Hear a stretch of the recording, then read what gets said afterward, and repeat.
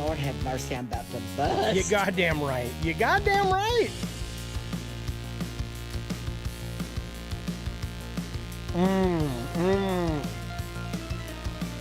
Hey, Jojo D's still here.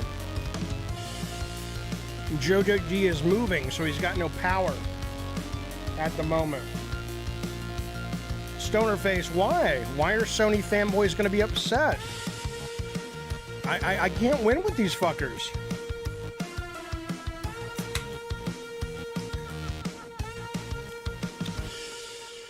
Yeah, this song is ALXPLOX, baby. How dare you? Goddamn right, Greta. Goddamn right.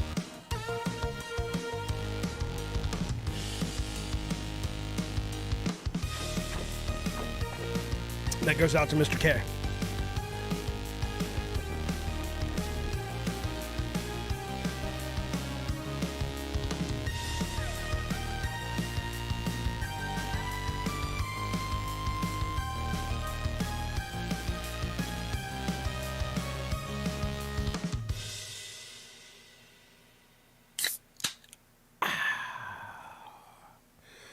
That cool, refreshing drink. Hello, everybody. Welcome to the Gabbin' in the Games. Good to see everybody.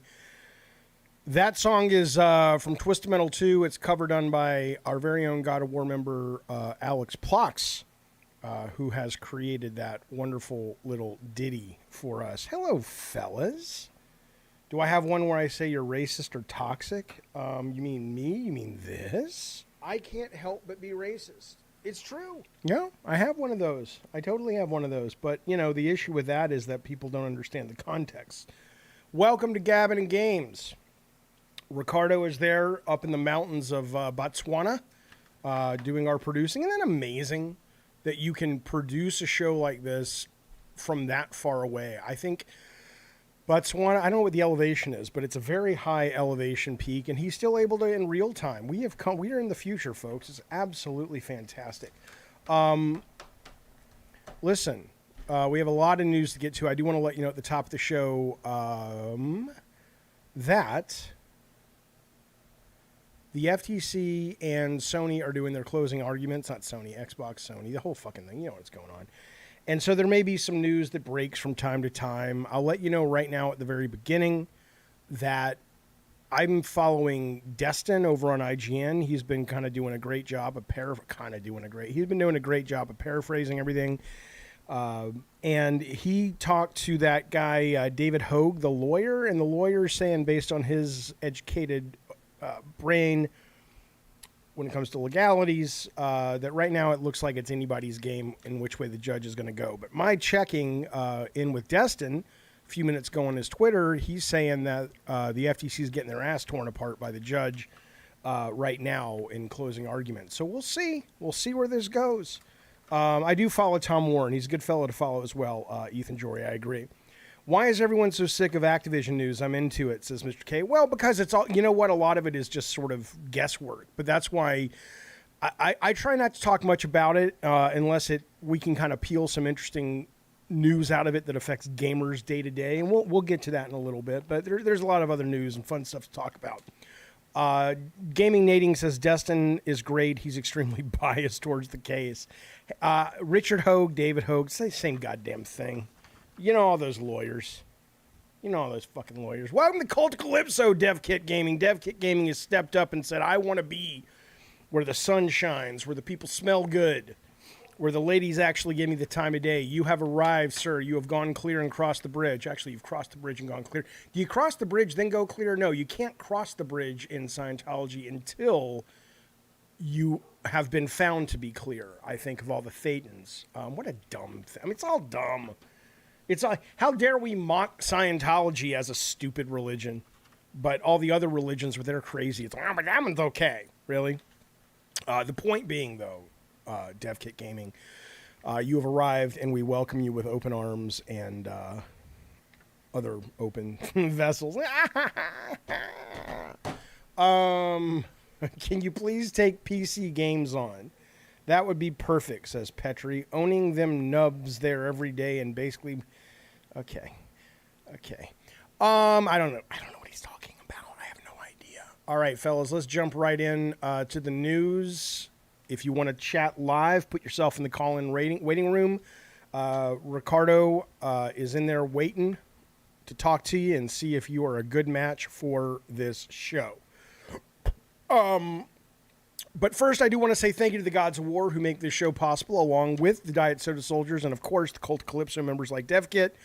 We got Lee Perez, Captain Geach of the Elitist Podcast, Rotten Tanuki, the Day One Patch Kids. Our very own JoJo D just made a video about Rotten Tanuki's Day One Patch Kids. I'm going to tweet out after the show. Zach Procrastinates, ALXPLOX, and the big bad best video game collector I've ever heard of. We're going to be talking about game collecting a little later in today's show. Eddie Torres. So we'll get to the closing arguments. I want to tell you, though, briefly, before we even get into the news, this just came out. I'm not going to read you the whole thing. I know people don't like it when I read to you. Let me tell you something. My kids, I used to read to them every night when these nerds were young. I mean, up until they were about 13. Right. One of my favorite things to do as a father was go to the Barnes & Noble down the street. I could walk to it, get a Geronimo Stilton book or get a, Junie B. Jones book or My Weird High School book or whatever. My weird school book. It wasn't high school. It was grammar school. And we would just sit up in the hall between their bedrooms and I would read to them and I loved it. And I kind of thought I was going to be raising readers. Neither one of my kids has any interest in fucking reading. And that's something, I mean, I don't care. They're their own people. But I just thought it was interesting. The point is, why am I talking about reading? Hey, everybody, ADD is real. It's not a lie. It's not a joke.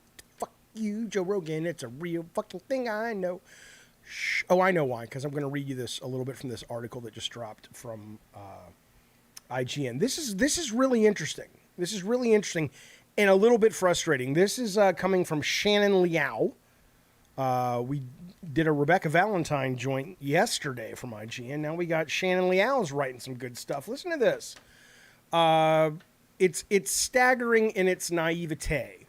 But it's also interesting, and maybe Ricardo can shed some light on this, because it gives an insight into games journalists that I was like, what? You think that? The FTC, this is the title, this is the headline. The FTC trial unmasked Xbox ambitions.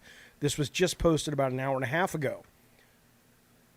Here's some of the key insights. She's basically talking about all the stuff that's been going down at the trial. And she's all I don't know if she's a fluster, but let me read you what she says, because she seems bothered by the fact that Microsoft is giving the public one message and the journalist a message and then lying about it based on what has come out from the FTC trial. And I'm like, well, yeah, they're not politicians. They're not under oath. They don't owe you the truth. Listen to this. Shannon says, I found that some of the insights that came out of the trial testimony and documents demonstrate what Microsoft was really thinking. And those thoughts contrast directly with their external marketing. Welcome to the 90s, Mr. Bonk. At times, Microsoft confidently showed off new products while internally admitting to bigger worries, all of which highlight the ways the game industry relies on a culture of secrecy, and why this trial goes back to Mr. K's issue. Why aren't people more interested in the trial? And why this trial is such an important moment to understanding the industry. I'm just like, maybe because I worked in the industry for such a long fucking time, maybe this was just obvious to me. Maybe you guys in the chat are also like, yeah, we had our eyes open. She goes on and she says, interestingly enough, in 2020, Bloomberg reported that Microsoft was thinking of acquiring, here's one of her examples, Japanese studios. Now, at the time, Phil Spencer denied the report. He talked to GameSpot. Phil Spencer goes over there, puts on his big boy pantyhose, goes over to GameSpot and says, hey, that report is inaccurate. And he says, hey, I'm not in every meeting. What am I, multiple man? What am I, Michael Keaton from the summer expected smash that only did okay multiplicity? I can't be everywhere. I'm not in every meeting that every team has, but I'll say, hey, I didn't reach out to the Japanese about buying. Well, listen to this.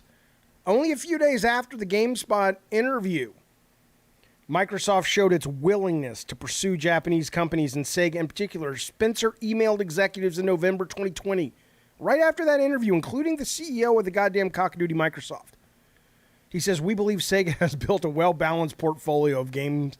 We should look into buying them, blah, blah, blah. You could argue on a technicality, Spencer saying he hadn't reached out to Japanese studios was true, since he started making the request a few days later, but it proves that basically it's not true.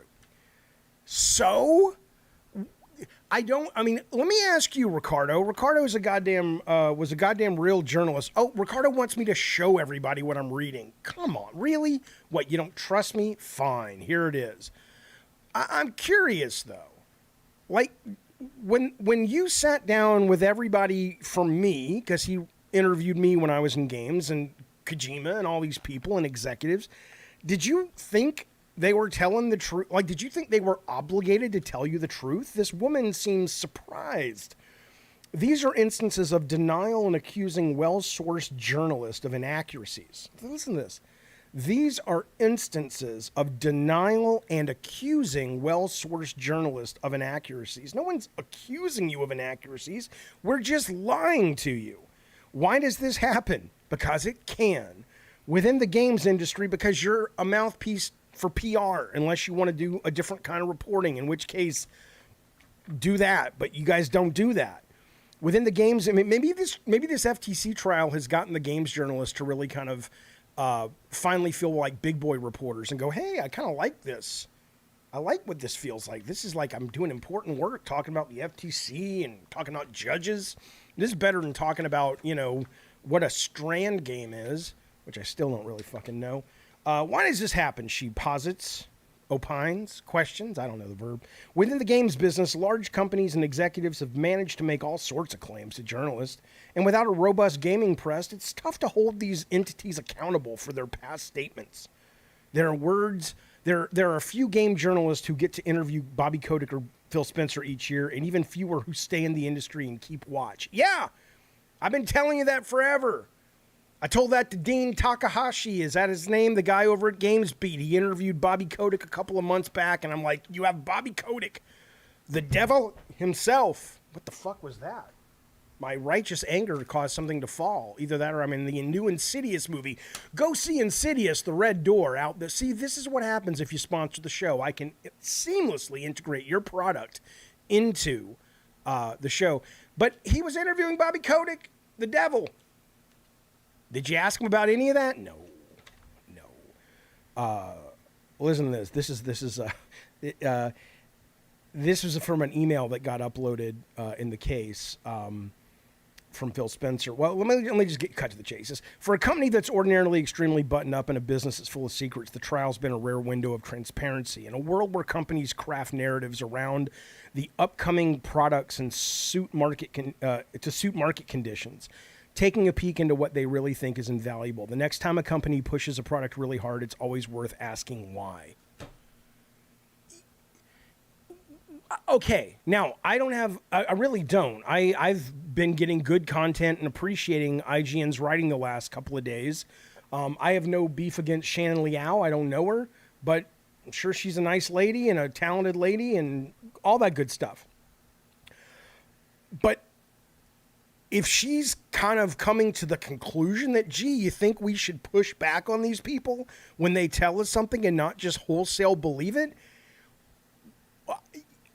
Yes, Shannon. That's what you should do. That's what a reporter does. Ricardo, 20 years in the business, boots on the ground. He says, no, but all the interviews I did were PR interviews. I knew what they were doing over there, and I knew my role in it. But why was it your role? I guess because the place you work for, Ricardo, the magazine you work for, the website you work for, was like, hey, we're not interested in you breaking news about, Neil Druckmann's weird, what he spends his money on. I don't fucking know. We just want to know. Our audience doesn't care.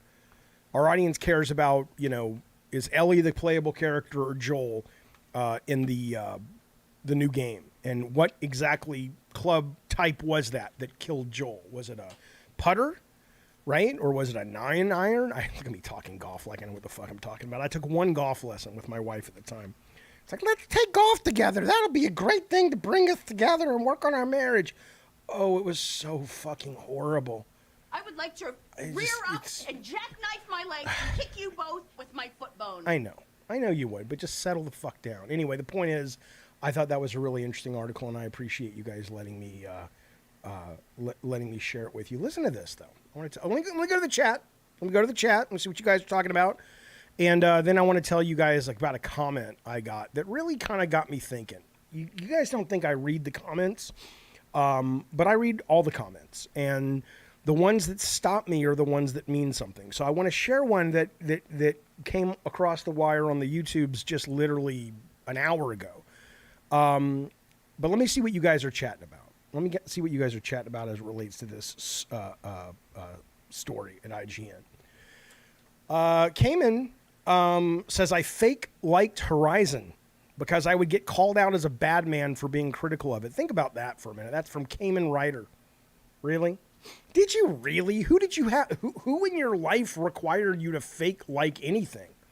You mean like on the internet? Look, I don't give a fuck. I'm tired of that shit too. Oh, you can't criticize other developers. You are a developer. I'm not criticizing them as humans, but they put their product out to be judged. Okay, I gotta tell you a story. Carmen, listen to me. So Horizon, I think, is a terrible franchise. I know Ricardo likes it. I know a lot of you guys like it. I think it's terrible fucking franchise. I think it's just bad. The combat is phenomenal. The production is phenomenal. The art is phenomenal. I am not knocking it as a product. It is a beautiful product, but it is a boring game with a boring story and a boring protagonist.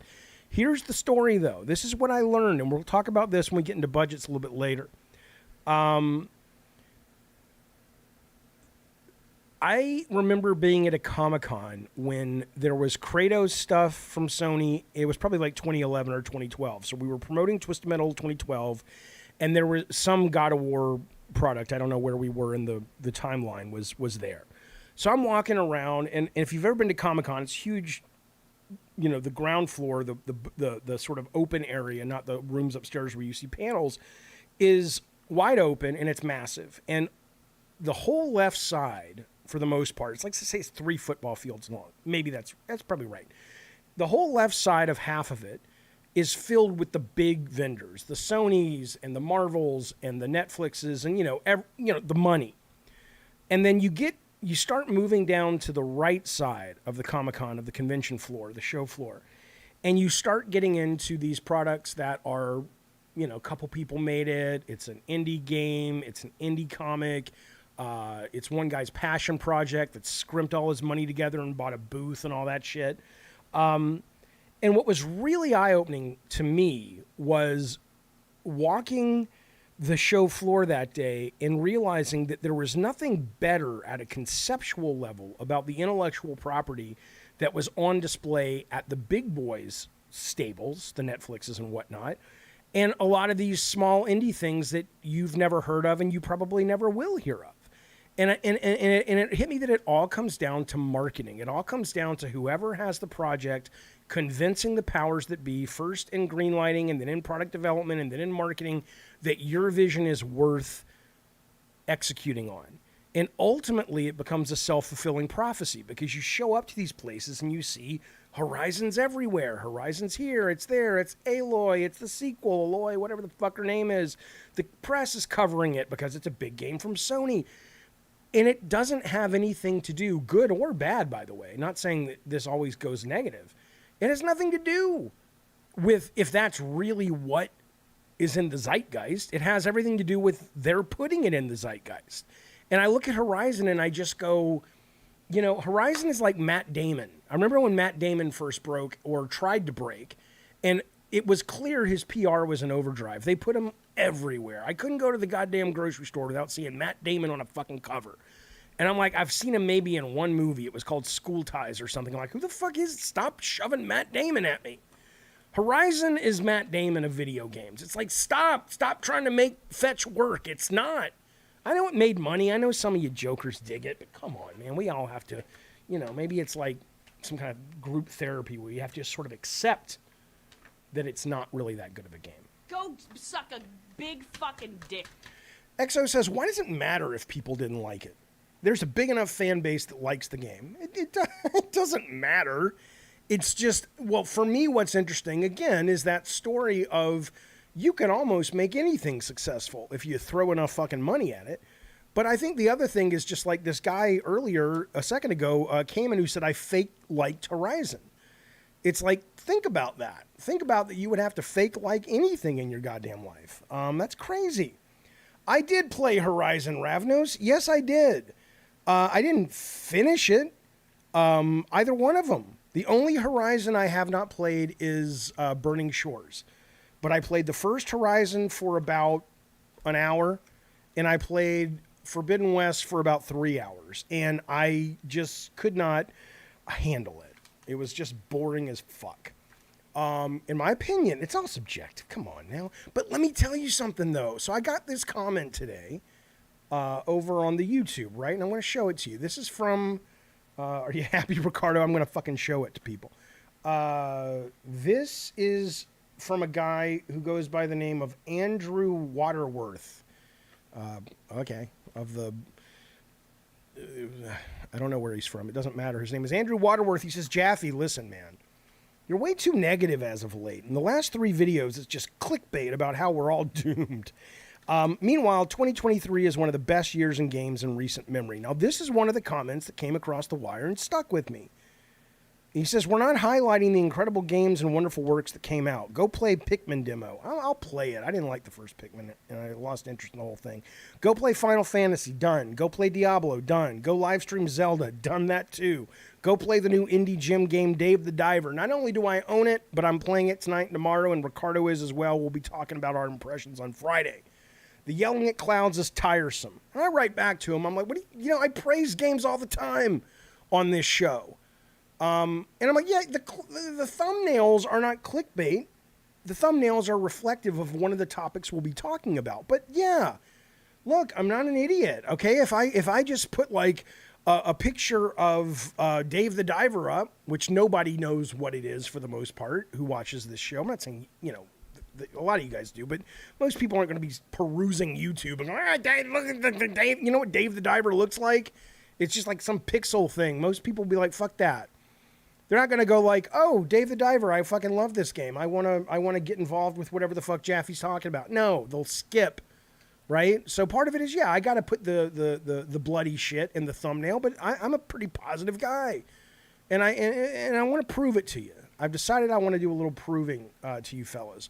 I'm going to show you some things that I'm very positive on. And then we'll get to some news. But I'm telling you, there's some good stuff out there. And so I want people to understand that I'm not bitching all the time. I'm passionate. I love this industry. I don't even love the industry. That's not even true.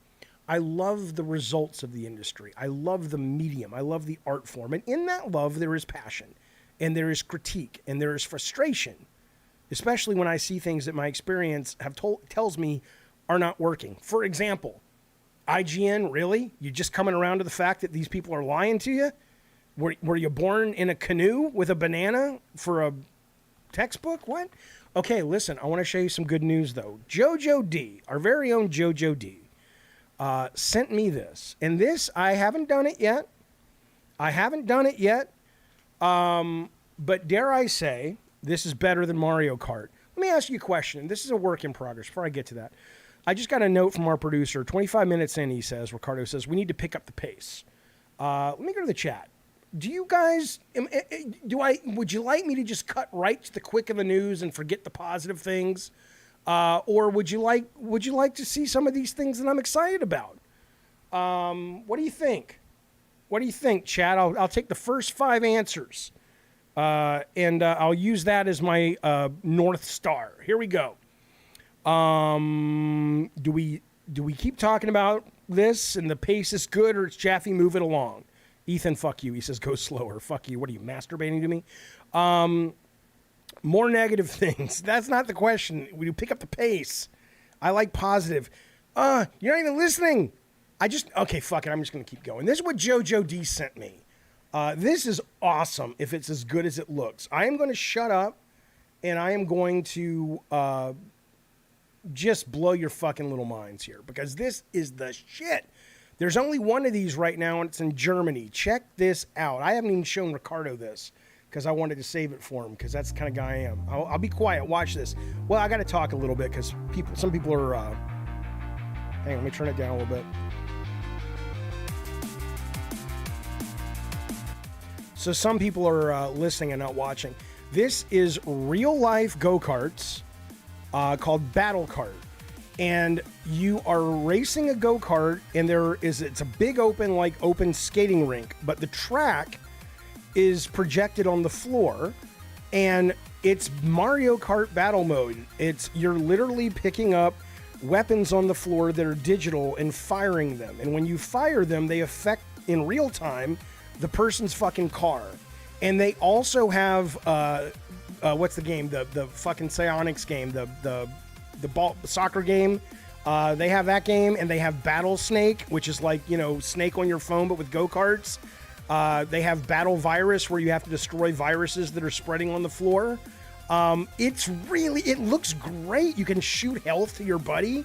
Am I wrong? Or they have pool. They have Battle Pool with go-karts. This looks amazing. This looks like the coolest fucking thing. Like what would get you out of the house after COVID, Jaffe? This would get me out of the house after COVID. So anybody who's coming at me saying, Jaffe, you are a negative Nancy, look at this thing, man. Battle Kart, Beyond Reality. Go check them out, battlecart.com. I would love them to sponsor us. Ricardo's like, are they paying you for this? No, but they can, because that looks like a goddamn fucking blast. Am I wrong or am I wrong? Come on now. That's pretty fucking cool.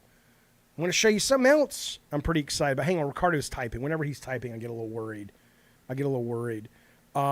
Brett Moore says, think about the tech required to set this up. No, I don't want to think about that. A guy in a lab coat and glasses can deal with that. I want to have fun. Rocket League is what it's called, right? The card should fly up in the air when you get hit. Fuck you. Ricardo says, why are you doing a free promo? You motherfucker, because that shit's cool. That shit's cool. Go check it out. It's Battle Kart with a K. All right, let me show you something else that is amazing. Amazing. That I'm positive about. Okay, this is a game. Now, this is a demo. Watch the ratings tumble. I did positive. Nobody cares about positive. Sometimes I talk to myself. Fuck you, Ricardo. He says I'd rather play Horizon. You're going to hell. This is a demo you can get right now. This is a Game of the Year contender. I don't care what you say. I played this demo on a stream recently, and boy, it is clever. It's called Viewfinder. I have it queued up just to a couple of parts. If you're always talking about production value, great. Look what you can do in this game. It is a navigation-based game where you're trying to get from A to B and collect things. It sounds dreadfully boring. Watch this. This guy has picked up a picture in the environment. It's all about perspective. Look at this thing. So he wants to get across this gap. He got this picture from this bulletin board, right? You can get the picture and drop it. And when you drop it, it creates that environment in 3D that you can walk in. So you use that core mechanic to allow you to find and collect things and navigate the space. Look at this. He has to get across that gap, right? So he takes this picture, and you can rewind time if you fuck up. He takes this picture. I think he's going to get a different picture. And he puts it here. And when he puts the photograph in midair, he literally is able to use the photograph and stack photographs to make a fucking bridge to get where he's trying to go. If you don't think that is some of the coolest fucking game design on the planet, don't fucking come at me and say I'm not positive. Look at this. I'm going to jump ahead a little bit. I'm just going to show you this for like 10 seconds. But this is amazing. This is 15 minutes in. Look at this fucking thing. You go, if you're not watching, you're jumping into different art styles, which is just thematically cool. But every picture you find leads to a different world that seamlessly transitions as you place the picture and walk into it. Look at this. We're going from a Wile E. Coyote Looney Tunes environment into a little kid's crayon drawing. And it's all interactive. Now he can go behind the house. Now watch this. I want to show you the best part of this coming up. Like, this plays with your mind in all kinds of fucking awesome ways. So a big part of the mechanic is you're trying to collect these batteries to power things that will let you exit the level, right? Well, check this shit out. So the guy, you can pick up a camera at one point. Instead of just finding pictures, you can start taking pictures with the camera. Okay? So anything you find in the level that you think, hey, that might be a way to solve it, you can take a picture, and the picture is immediately functional, right? So he just took a picture of this, like, stand he wants to use, this thing, and now that stand is somewhere else in the level. But and now he used it to teleport. Now watch this. Watch this. I think he's got to collect this battery. So see, there's a battery up on a pole or up on a tower, and he can't reach it. He can't reach the battery. I feel bad for him. He's looking at all these things. What's this? Oh, there's like a picture of an 8-bit video game. There's some Tetris there. What do I do with these? I don't know. You literally can play screenshots from retro video games in the environment and step into the goddamn games to help you solve the puzzle. Again, this isn't fantasy. This is available right now on PlayStation 5 as a demo and PC. I don't know about Xbox. Watch this. He's going to step into a goddamn video game. Welcome to Tron, motherfuckers. Here we go. Come on, place the goddamn thing. Come on, I'm tired of waiting. Come on, he wants to get in there. Let's see what he does. He wants to get into a room that's guarded by a cage. He places a video game screenshot, and he goes in, and it actually fucking works. Oh, well, now he didn't even have to go into it. He just used it as a thing. Now watch this. This is the best part of the whole demo. He is going to go over here, and he needs this battery. The battery's up on a post. He takes a picture of it. Okay, then I'm going to jump ahead because I don't want to take too long with this. He has a picture now of the battery he needs, but, hey, man, it's just a picture. What do I do with that? Well, check this shit out. He's able to take the picture, and then he can take the picture and hold it upside down. And when he holds the picture upside down, the world comes alive, and it's upside down, and the battery, because gravity, falls off the pole into his world, and he's able to pick it up and then go use it. I'll show you that right now, then we're going to move on. Don't tell me I'm not positive. Don't fucking tell me I'm not positive. Okay, watch this. Watch this. This is amazing. So he tries it here. Done really kind of falls. Didn't really work, right? So he tries it here. Look at that. Boom, right into his environment. Man, don't fucking tell me. Don't y'all come at me. I could show you more, but I'm going to save it. Maybe that's what we'll do. Every goddamn Cock-a-Doodie episode, I'll save for you what I'm excited. Nice PS Plus game. That is amazing. That is amazing. For Shizzle says, I wish he would take a picture of PS5 running Horizon so he could start the game. Fuck you, motherfucker. Man, you made this game look terrible with your ADD and impatience. Fuck you, piece of shit. I just told you it's great. It's great. I did play the demo. It's awesome. It's awesome. Anyway, the point is, I'm positive about a lot of shit. It's just that, you know, I also am going to talk about shit that bothers me, man. Both can be happening at the same fucking time. Okay. All right. Let's move on though, because we actually do have some news to get to, and I'm going to do my best to see if the news actually works today. There's no sound. There should be sound for this. It's the news. Everybody loves the news. I fucking hate you, lady. News. Yeah. Okay, well, that was the news clip. Didn't work. All right. There were some stats that came out today. I love stats. I think these are pretty fucking good. Listen to this. This stat is pretty fucking fascinating. You know how many people that own a PlayStation and the only thing they play is Call of Duty? This was data that came out in the FTC thing. The only game they play is Call of Duty. 1 million people, they bought a goddamn PS4, PS5, and they bought Call of Duty, and they're done. They don't play anything else. Now, that's still a very small number compared to the number of PS5s that have been sold. But holy shit, man. That's crazy making. That's crazy making. Listen to this. Here's another stat. I got this in my email because I subscribed to Elden Ring, to Bandai, because I like it. I love Elden Ring. It's my favorite game of all time. Elden Ring's most killed enemy types. I didn't even think about this. I'll put it up on the screen for you to see. The most killed enemy types, and I was just like, oh, okay, whatever. I mean, I don't kill a lot of these, but apparently these are ones that you use if you're grinding, right? Now, I grind in this game, but I've never really cared to. These creatures have such little, what are they called? Whatever they drop, echoes or souls or whatever the fuck. So, but yeah, most people, the number. Number 3 was Exiled Soldier, 4 billion kills. Putrid Corpse, 9 billion kills. The Albinuriac with a club, almost 10 million people have killed, or almost people have killed over 10 billion, right? But listen to this, though. I've been farming recently. Oh, you can't see the screen? Yeah, let me get it for you. I've been farming recently in kind of the winter snow section, right? And as I was doing a little research on this, because I wanted to see, like, why are people farming this Albinuaric character? Like, what's the value, you know? And it's like, well, if you have a certain medallion and, you know, you can get a lot of fucking gold and whatever. I don't know what it's called. They're bloods, echoes, whatever. But I've been farming up in the winter section. And as I was researching, I found this, and I'm like, oh, my God. Now, you guys I don't know if you can play Elden Ring. Elden Ring, the currency are these, I'm going to call them souls. I don't know if they're souls or not, but it's whatever you get. You know, it's like a Soulsborne game. So you kill somebody, they drop, you get experience or whatever this stuff is called, and if you die, you lose it, and that's the currency of the game. So especially later, they become very, very valuable, and you get very tense because you don't want to lose it, right?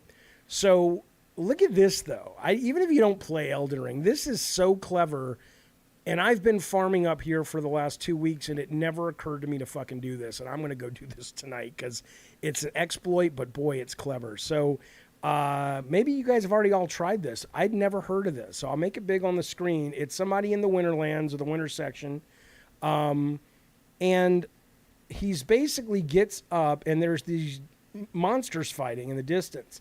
And there's this giant hand that drops from a mountaintop when you enter the volume and you trigger it. And it drops and it kills the monsters down below. And you immediately get like, you get more than 1,000. You get, I think, because it killed like 3 monsters. And then basically he goes back to the fire, he resets it, and does it over and over again. And you can just sit there with no danger to yourself and exploit the shit out of this fucking thing. That's some clever stuff, fellas. That's some clever stuff. I'm also positive of that on that, by the way. But anyway, those are some stats that came out today from the good folks at Elden Ring, Bandai, From Software, what have you. Let's talk about Indiana Jones a little bit. The movie. Listen, listen. Oh, Conan says I did that. Oh my God, runes. Runes is what they are. I lured the bird to jump off a cliff many hundreds of times, says Darkstorm. Okay, so Uncensored Maverick says, Jaffe, you can farm those Albinuracs in Mog's area. You get 200k ruins per 3 minutes. What? I'll hit me up on Twitter about that. That sounds pretty fucking amazing. Okay, so Indiana Jones comes out today. I almost bought a ticket. I'm just thinking my kids don't want to go. You know, I have 2 friends here I see movies with, and they're both like, eh. And I'm like, well, I'll go by myself. But I don't. I mean, I never would have thought I'd see the day where I didn't go out lickety fucking split and see a new fucking indie movie. But here we are. Because the reviews are just like whatever. You know? But that said, there's the story's been coming out. We talked briefly about this on the last show, but that Indy is going to be, it's a rumor. We don't know if it's true, but the rumor from like an Xbox podcast from a guy who tends to break stories correctly or accurately is that Indy's going to be first and third person, and the camera's going to change based on the scenario that's happening. Okay. And 2 things come to mind for me on this. The first one is, whenever I bring this up, I talked about this on the members only show yesterday. And there were a lot of people in the chat because I said, look, I would want Indy to be first person the whole game. I would want it to be a sandbox game, like a Bethesda game. I would want it to be his hands, the whip, the guns, all that. But that's what I would want. And so many people were like, no, I want to see Indiana Jones. Why would I play Indy if I can't see him? And my answer to that, and it's really interesting to me, is that why would you choose, like for me, if you sold me a game, like when I play Uncharted doesn't make me feel like Indiana Jones or Nathan Drake. I'm removed from the experience. It's very handcrafted. It's very linear. And it's fun. I love those games. They're great. But the idea of being in an open world, like in the movies where I can get on that old 1940s plane and see the line moving across the world and go to all these different countries and have in almost any order and solve puzzles in different orders, I would rather be Indy than see Indy. And I don't know why that's such a hard sell, but I was surprised by that. And I don't know what the chat thinks. Ricardo, are you able to put up polls? I know that you're a mod now and stuff. If you can put up a poll, you should put up a poll, because I'm curious if you guys would rather have a first-person Indy, as I described, or more of a traditional. I mean, there's even a bigger question, though, right? Which is, when I started in video games, and maybe up until about 10 years ago, maybe a little longer than that, you could be a developer, and you could play the field. You could be like, hey, we want to make a shooter, and now we want to make a platformer, and now we want to make a racing game, or maybe not but you could try on a lot of different fucking hats as a developer in terms of genre. But now the risks are so big and the competition is so strong amongst people who specialize, like Ed Boon's team. That's all they do is make fighting games. Not just fighting games, but fighting games in a very specific intellectual property-ish with injustices, but you know what I'm saying. So I don't know if this is just another example of Microsoft's like, hey, we want the developers to be happy. Todd Howard's a fan of Indiana Jones. Let him go make Indiana Jones. Machine Games likes Indy. Let him make Indy. They've made a game with Nazis before. It's like, well, neither of those teams have ever, as far as I recall, made a third-person game, like from the ground up, built to be like a great third-person game with platforming and stunts and all that shit. Neither of those teams have ever done much first or third person platforming at all. Like, this is not in their wheelhouse, right? And it's like, I know it's Todd Howard, and I like Todd Howard. A lot of people give him shit, he's a liar or whatever, but I'm excited for Starfield. I'm excited for what they're going to bring. I love his vision. I got nothing against the guy in terms of his output or as a human.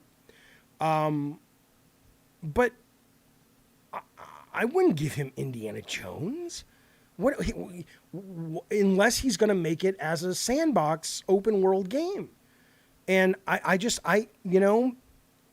even perspective wise, if you look at Machine Games makes a little more sense because they have done first person, yeah, but narrative based, and there's cutscenes and there's some interactive cutscenes, and they understand the pacing and they're better storytellers in terms of linear stories.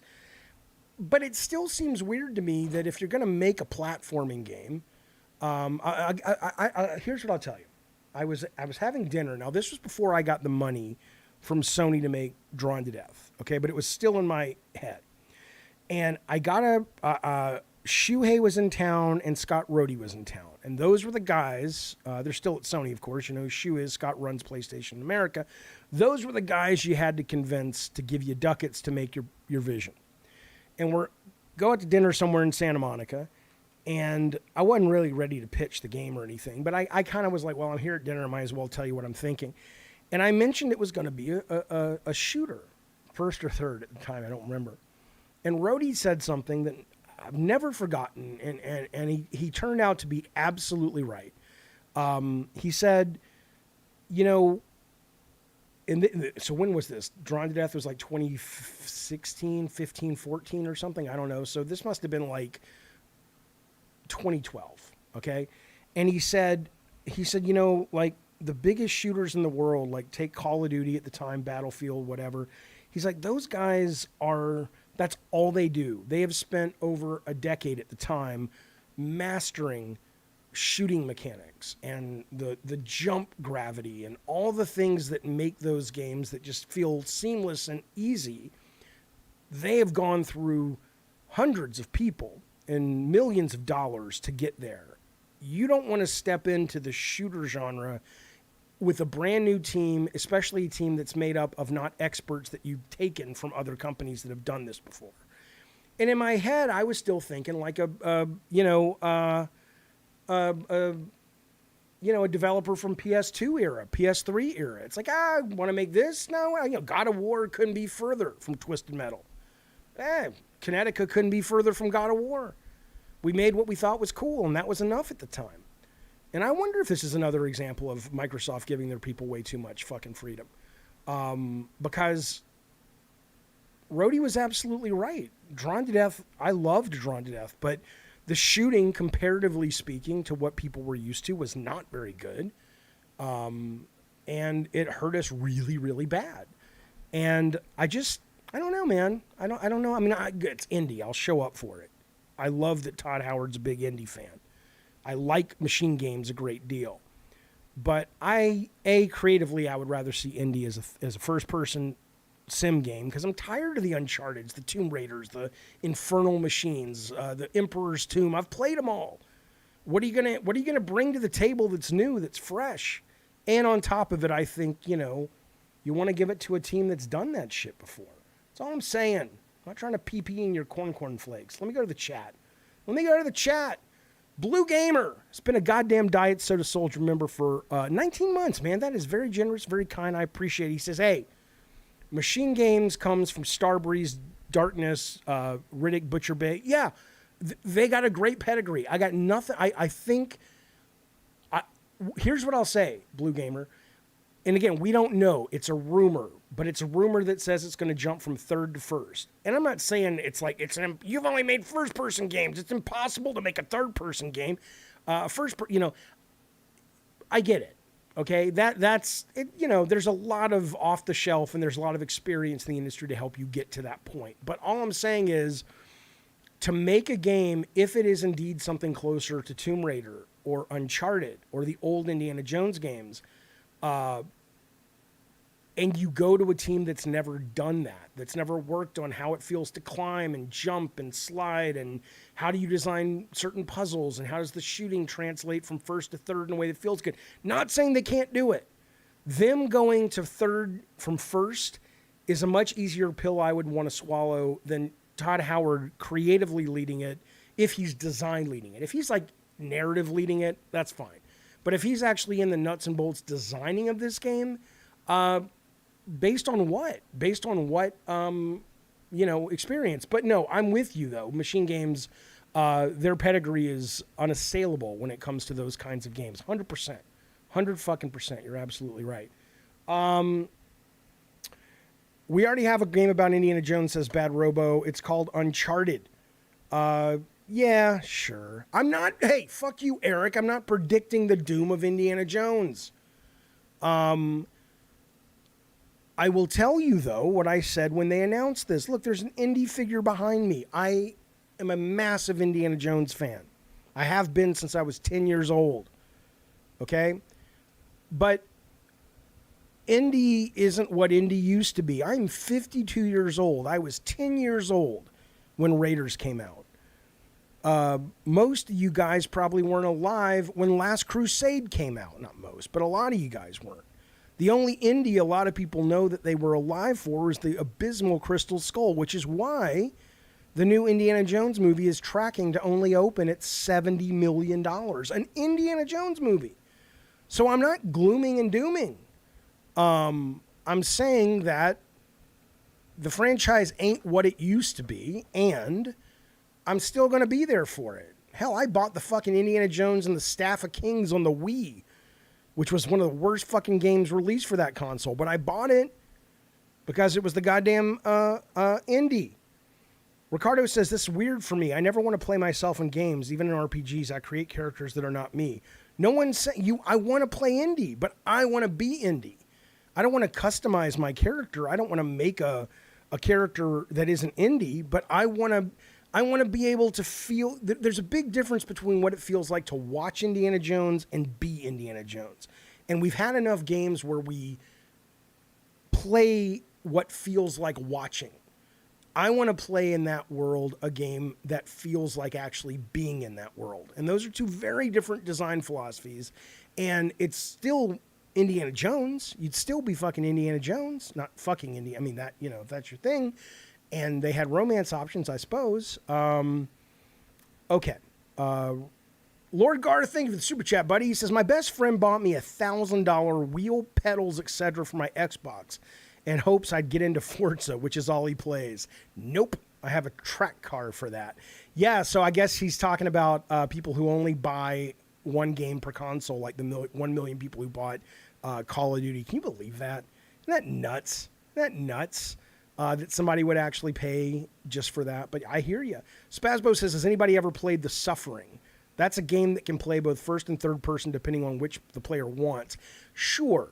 I loved The Suffering and The Suffering 2, but The Suffering is a slower game and it is a very janky game that I don't think in this day and age would cut it. You know what I'm saying? But that's just my take. Ricardo, if I missed any super chats, please let me know. I know we got one in. We got Eddie T, who I have a question for you later in the show, Eddie T. Eddie T's been a God of War for 32 fucking goddamn months. That's insanely generous, buddy. He says, who do you think would win in a real-life fight between Jim Ryan and Phil Spencer? I feel Jim Ryan has some crazy Clockwork Orange-style dirty fight moves. Yeah, he's a... I forget the language they use. I read that book. It was really fucking good. And I saw the movie, of course. I honestly think... Phil... Okay, so here's what I'd say. Jim Ryan physically looks like he would lose to Phil Spencer. But Jim Ryan also strikes me... Like, Phil Spencer seems like the doughy kind of executive that goes home and plays games. Whatever you think about Phil Spencer and his PR horse shit, the guy does play games. You can see it when he posts shit and all this stuff. Jim Ryan probably doesn't even know how to hook up his PlayStation, but he's the kind of guy that would go and take Krav Maga, and that's his passion. If you don't, Krav Maga is like the Israeli military fighting technique that is just will fucking kick your fucking ass. I've taken a few, and I'm like, I when I was in shape, and I've been in shape, it was at the end, we were all just like almost vomiting. It was exhausting.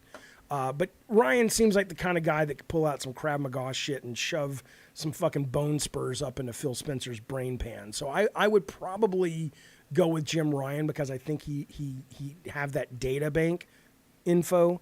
But I think Phil, if he landed the first punch, could probably take him because he's bigger. He's a heavier, bigger dude. Trey Trimble, our very own Trey Trimble. If you don't know, Trey does all kinds of great shit, including this wonderful, beautiful opening. Here's what he says. He says, Jaffe, hey. He's been a member for 32 months. Thank you, Trey. Thank you for all you do for the show. He says, Jaffe, I'm making a little list of questions that I would love to call soon and ask you. Twisted Metal topic. Would that be all right? You're amazing. Trey, you don't have to fucking ask me for that. Call anytime you want about anything. But sure, that would be fantastic. Yes. Let me know if there's any... we can make a segment out of it. Let me know what kind of stuff you want to talk about, and I'll maybe get some stuff prepped. That'd be wonderful. John Ducey is so full of shit. He says, you're just negative against Sony. Some hangover grudge you can't shift. Yeah. Okay. The one thing you may be picking up on, Johnny, was that his name? I've already forgotten him, is apathy. Like, what I have found, good Sir John, is a lot of people come here and they expect, because I am so associated with the old Sony brand, that anything I say against Sony hits a little harder, because they're like, well, you're a Sony guy. What? And I'm like, no, I'm a game guy. And whoever makes the best game is where my allegiance goes, Johnny Ducey.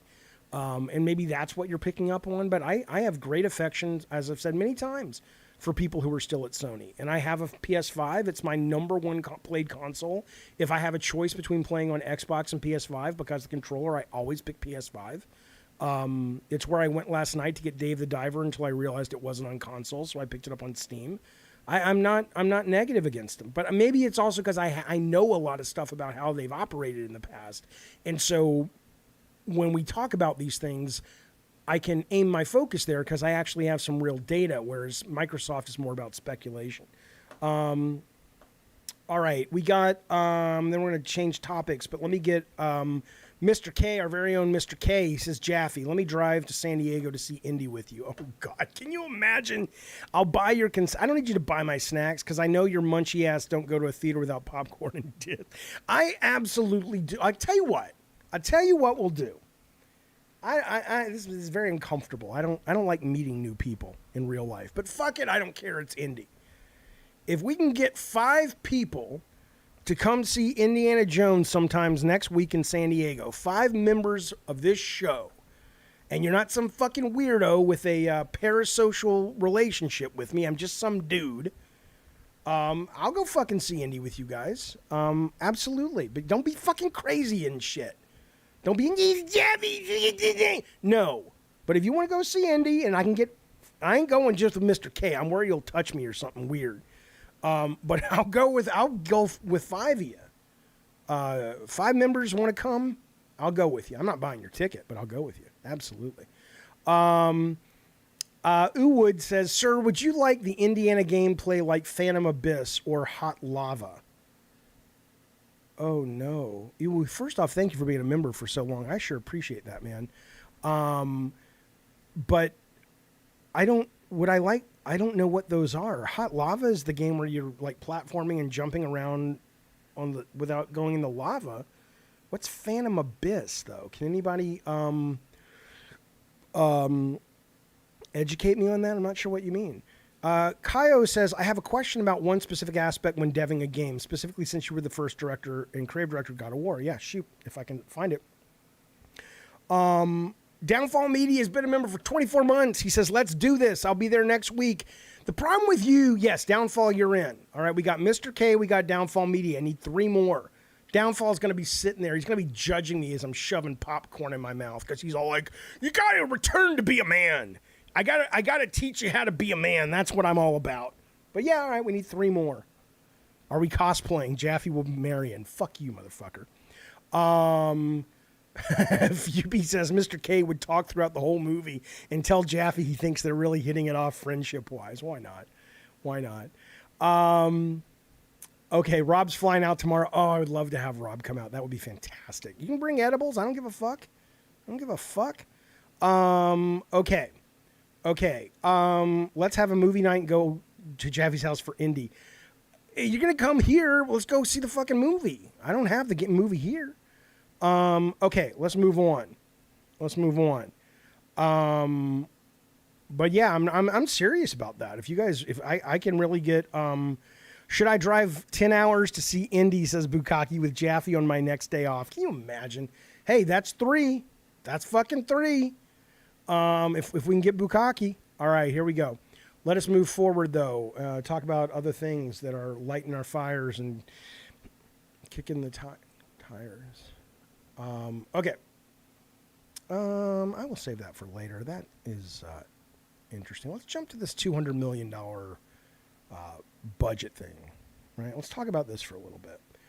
I am not talking about it as it relates to, oh my God, this isn't sustainable. We know that. We've had that conversation ad nauseum. It is, it isn't, who gives a fuck, right? At this point, who the fuck knows? But if you don't know what we're talking about, there was it almost feels like it was intentional because this is Sony we're talking about, but they had a document that was part of this FTC thing, and it was redacted, right? They went through and the judge, I guess, allowed them to say, these things are okay to hold from the public because it's going to be out in the public. So you don't want them to know people's addresses and phone numbers and certain trade secrets, blah, blah, blah. But apparently when you look at the actual document, it's very easy to see through the ink and you can see all that data underneath. And one of the pieces of data, this came out yesterday, was that they had spent Now, one is more surprising than the other, but they had spent $200 million, around more than 220, to make Horizon Forbidden West. It was 212. It took 5 years to create. PS5 title. There's reporting by Stephen Totillo, who says that seems to be, at least according to Michael Pachter, probably taking marketing into account, but I'd be surprised by that, frankly. But I don't think, let me just double check this article. I don't think it, both games have been profitable. Pachter tells Totillo. His math includes cuts from marketing and physical retailers. I don't know about that then. That's, the budgets without marketing are getting north of 200. It's hard to believe that includes all the marketing. But let's assume it does, whatever. But this is the story we're talking about. The other one is The Last of Us Part 2, which, if you remember, was a fucking PS4 game and came out in 2020. That cost more than Horizon. That was $220 million to make. So that's kind of what we're talking about, right? And somebody came at me earlier today on Twitter and they said, well, Jaffe, it sounds dramatic, but when you actually do the math, and I'm a little confused by this because he's like, when you do the math, you only have to sell 3 million copies to break even. And, you know, and that's if it's a perfect 1-to-1 split, right? That's assuming that Sony basically gets 100% of the ducats, right? So if you spend $70, I'm sure there's some back-end Amazon servers and all kinds of things they have to pay for, but most of it stays within the world of Sony, right? You're not paying retailers as much because they're out of the equation more, paying some of them. You're not paying a licensing fee for the hardware because you are the hardware, all that. So it certainly is correct in saying that it sounds more daunting to make your money back than it is. But at the same time, think about that for a minute then. So if what Pachter is saying is right, that both of these games have made $300 million in profit, and so you got to turn around and you're basically looking at about $170 million if each game was 220 and 212, give or take.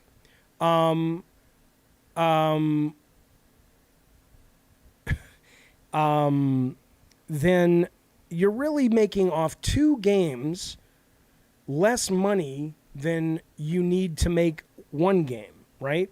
So there's that. There's also the fact that if you remember Days Gone, that sold 8 million copies, which clearly 8 million copies, if this guy's math is right, which I struggle to understand how his math is right, but it sounds right. But if you look at Days Gone, that was, well into profitability according to his math. And it was a lot less than 200 million. So I don't know about that. I can tell you when we made God of War 1, which was 24 million, we had to sell close to 1 million, if I recall, to break even on that and start getting profit. Maybe a little less. It's like 850,000 if I remember. But yes, all of those games, none of them were digital. We all had to make sure, the retailers got their cut, and on and on and on. So I'm sure that's part of it. But I just thought it was interesting that really, if you look at those numbers and you believe Pachter, which I struggle also with the marketing thing. I have a hard time believing it's $200 million with marketing. That seems pretty inexpensive, especially for Last of Us Part 2, but whatever. It's hard to believe that you can have Last of Us and Horizon and they're profitable, and then that doesn't even amount to like the bonuses, the discretionary bonus you got to pay the team, which after you break even tends to be about 25% goes into a discretionary pool. At least that's the way it used to be. But then you got to make more of these games. Well, you made 2 games, and those 2 games, Last of Us 2 and Horizon Forbidden West, didn't make enough money to finance the next game. That's weird. This is also pretty interesting to me, and I don't mean to bang on this drum, because I don't really care about Game of the War, God damn it, Jaffe, Game of the Year. I'm not having a stroke. It's just, I'm tired. Fuck you. How dare you? Oh. Daddy, chill. Okay. Listen, here's what I think is really interesting. As the budgets have gone up, you've got a lot more cooks in the kitchen. You've got a lot more marketing, a lot more sales, a lot more the PSN store, all these people, not just Sony, but all over. That happens in every industry. More and more people get involved. Things become a little bit more conservative, a lot more conservative, which is why you have the movies that open in theaters that are pretty fucking safe because they can appeal to most people. They're not great, but they're expensive and they get you into the theater and they play overseas and everybody's happy, makes a lot of fucking money. And if you want to win an Oscar, go make something for, Netflix or Amazon or one of these streaming services, and maybe you'll get lucky, right? Isn't it weird how video games are the opposite right now? It's like you would think, in music, in television, in movies, in theater, in every other art form, it's usually the scrappy kind of indie that is able to express themselves and express a fresh vision and a fresh way of telling a story that wins the of the year award, right? I think this, I really think, I'm not just, pointing out a difference. I'm pointing out, I think, a lack of maturity that exists in the art form and a lack of respect for the maturity that is there. Because if you look at all the Game of the Year contenders, 95% of them are these big games, right? Well, let's go back to Horizon for a minute. Whatever you think of Forbidden West, and I know there are fans, and Ricardo's a fan, people in the chat are fans, I get it. And it's profitable. A lot of people love the game. But whatever you think about Horizon Forbidden West, it ain't Game of the Year. It didn't do much special. It just did it really well. But it's not like it moved the medium forward. It didn't have anything compelling to say that hasn't been said a million times in other formats better. It's just a really well-made AAA game that some people really like. And yeah, they're wrong, but some people really like it. That's the equivalent of the Oscars giving a Best Picture nomination to Guardians of the Galaxy, which I loved. But it's a popcorn movie. It doesn't really try to change anything. It doesn't try to invent anything. It doesn't try to take a flag and plant it and say, this is cinema. It's just like, hey, come have a good time in the air-conditioned movie theater, eat some popcorn, and watch things go boom, boom, bang, bang with jokes. And that's wonderful. But I just want you to think about that the next time these Game of the Award nominations come up. Game of the Award, what is Game of the... I'm thinking of Goaty in my head, and I'm saying it doesn't matter. Next time these come up, I want you to think about it a little bit. Because ask yourself, what other medium does that? And when the answer comes back and the answer is none other medium does that, no other medium does that, then I think you will arrive at a conclusion that these awards, at least if they're meant to reflect the best the industry offers, which they say they are kind of horseshit. Here's something else to let you know that let me go to the chat. I want to tell you another reason, though. See if you can guess before I say it. Another way to know the industry is stunted. We can claim to be an art form. We can claim that games are art, and they are. But I think a lot of people talk the talk and have no fucking idea what they're talking about. I'm going to give you a great example after I come back from the chat. Another way, based on a story that broke yesterday, to suggest that you call it art, you don't really think it's art. And I'll tell you why. But let's see what the chat's talking about. Ricardo says, Jaffe, people will not shut up in the chat about the Indiana Jones meetup. Please return to at some point so they know what's going on. Sure, but I don't know what's going on. I said if I can find 5 people. Okay. Your Horizon playtime, says Tones Mick, is like watching 3 minutes of a movie and saying it sucks. Again, what's delightfully stupid about your comment is that if I played 3 hours of anything, and which I did with Forbidden West, and that is not enough to judge the experience, as I've said many times before, that's a you problem, or that's a problem with the product, not with me. Just because there's 100 hours left of the subpar experience doesn't mean that I have to give it 30 hours before I judge it as a subpar experience. If you can't be bothered to tell me something compelling and let me play something compelling in the first hour, let alone 3 hours of your game, you failed. Okay? So no, Tones. Gaming put too much value on graphics, says Stoner. It's not a serious game of the year unless the graphics are top notch. Right. I mean, the medium doesn't care. The medium doesn't walk around giving a fuck if you remember Return of the Obra Dinn. I just know, and the medium knows, and people who've played it know that that's a brilliant fucking game that deserves to be played by anyone who's serious about loving the art form. But you're absolutely right, though, Stonerface, that most games that are up there or nominated are not these, not these big budget things. From time to time, we will get a Last of Us, which I appreciate. We will get, as much as it wasn't my kind of game.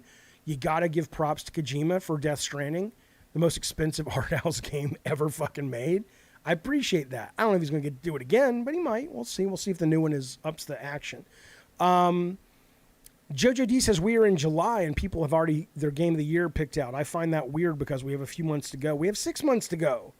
We have more than 6 months to go. I'm with you. And that's that other guy who got back to me and tell me I'm always negative and shit. I'm not always negative. But what I'm saying is, look, this has been a great fucking year for games. I already listed them out earlier. And I don't really care about game of the year, but if somebody were to say, Jaffe, what is your favorite game that came out this year? That's fucking hard, man. Because, Tears of the Kingdom is so groundbreaking and brilliant. But Diablo is so much fun. Rogue Legacy 2 is addictive and delightful. Resident Evil 4 is the best Resident Evil I've ever played. Dead Space Remake, brilliant. I mean, it's on. And then Viewfinder, on and on and on. So, yeah, imagine if that... I mean, it's going to be really interesting to watch what the aggregate game of the year is, to see really among... I wish there was a list of arbiters of taste. Not that I need someone to tell me what to like. But most of the game of the year stuff is given out by people who don't really walk the walk and talk the talk. I'd like to at least get, a couple of critics that I'm like, that's a guy, that's a girl who gets it. That's somebody who loves the medium and they're critics and they write critically about the art form. And those 3 or 4 people say, these are the games you should play this year. Doesn't mean that I need them to tell me what to play, but it'd be nice to have like a little North Star like that for video games to go, hey, that I never heard about Dave the Diver. Stupid fucking title. Might be a great title once you play the game. Stupid fucking title. Never heard about Dave the Diver. Fuck, that's pretty fucking good. I wouldn't have paid any attention to it. Wouldn't have paid any attention to that goddamn thing. You know what I need to get up here? I want to make sure I didn't miss any super chats or members, but I don't have that up on my screen. So if anybody is like, dude, this guy fucking paid you, motherfucker, let me know. I apologize if I missed it, but I will go back. And if I happen to have missed your chat today, I do have it. It's right there. I'm an idiot. Never mind. Fuck me. Okay.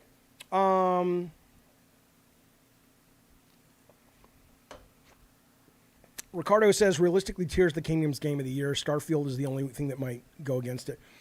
I don't know if I agree with that, but certainly Starfield could go against it, yes. But I also think, based on what they showed for Spider-Man 2, I don't know. It looks great, it looks like fun, but it doesn't look like game of the year. But I do think there are some indie things that are going to swoop in.